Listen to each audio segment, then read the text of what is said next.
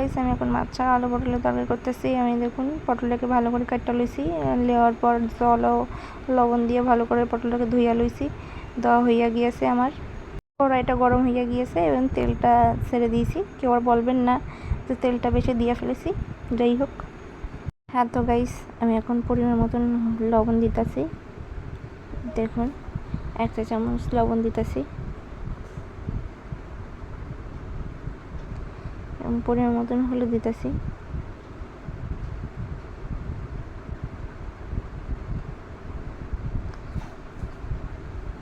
এবার হলুদ আর লবণটাকে ভালো করে মাইখা লইতে হবে, মাইখা লইতেছি আমি।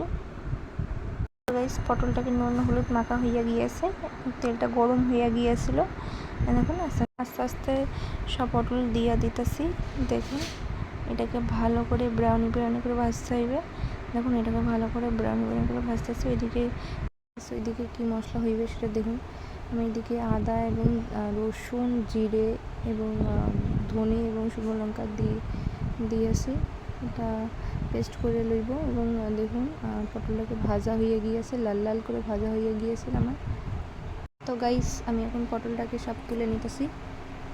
দেখুন তো আমি ওই তেলেই 5 ফোড়ন দিয়ে দিব। আর দেখুন আমি 5 ফোড়ন দিয়েছি এবং হাফ কুচি পেঁয়াজ দিতেছি। এটাকে ব্রাউনি করে ভাজতে হইবে। তো গাইস এর মধ্যে আদা রসুন জিরে এবং ধনে শুকনো লঙ্কা পেস্ট, দেখুন এটা ভালো করে আমি কষাইতেছি। দেখুন এটা ভালো করে কষাইতে হইবে এবং এর মধ্যে 1 কুচি টমেটো পেস্ট দিতেছি। দেখুন এটাকেও ভালো করে কষাইতে হইবে। এটাকে ভালো করে কষাইতেছি, ভালো করে কষাই নিতে হইবে। তো গাইস আমার কষানো হয়ে গিয়েছে। দেখুন এবার আমি এর মধ্যে হলুদ গুঁড়ো দিতেছি।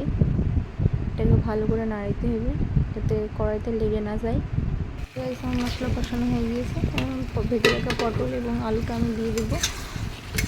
ওইটাকে ভালো করে কষিয়ে নেব। দেখুন ভালো করে কষাইতেছি,